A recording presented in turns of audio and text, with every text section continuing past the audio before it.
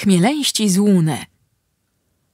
W dywnych ciasach, ciej wkół chmielna je śledze nie mieśkele, ile łedwieczny lase górę płekrywałe. Tej płesłył pewien król ti zemie córka sweję, by nad jezorama głymna wystawiła. Ale ta princesa zapoznała są z wiarą Chrystusową, co ju w tych stronach była i wystawiła dum błezi. Dwiże jegły były ze ścierygłe złota.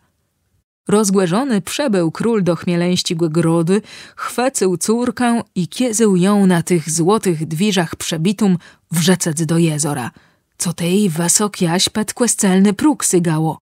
Dwiże szły na dno, a za nią są zesanałe złune zburzony głequescoła. Ściąd ci, jeźdzysy w odpowiedniej chwili są widzec w białym jezorze. Rabyce to miejsce mijają, by nie porwać syce.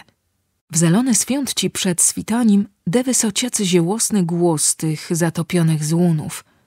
Tej człowiek bez skaze młazieje wycygnąc.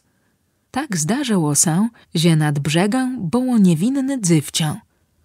To ciało te złune i widzało je blisko se, we włedze. Złunne wiksi rzekł: zaniese nas do wajigłe questoła. Ale ona była słaby.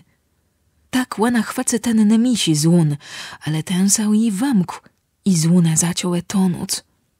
Dwa wiksi złune rzekły: o nieściestnu panno, ciejbe jest była sygnał apołyjca, aby matka, tejbe jest nas w siatcich wydobyła. I złunów nikt ju odtąd nie widział.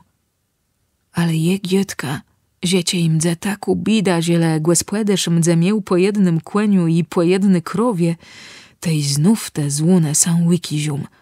Ledze łutwie je wycygną złedę i zawiesią w kłescelne wiezi.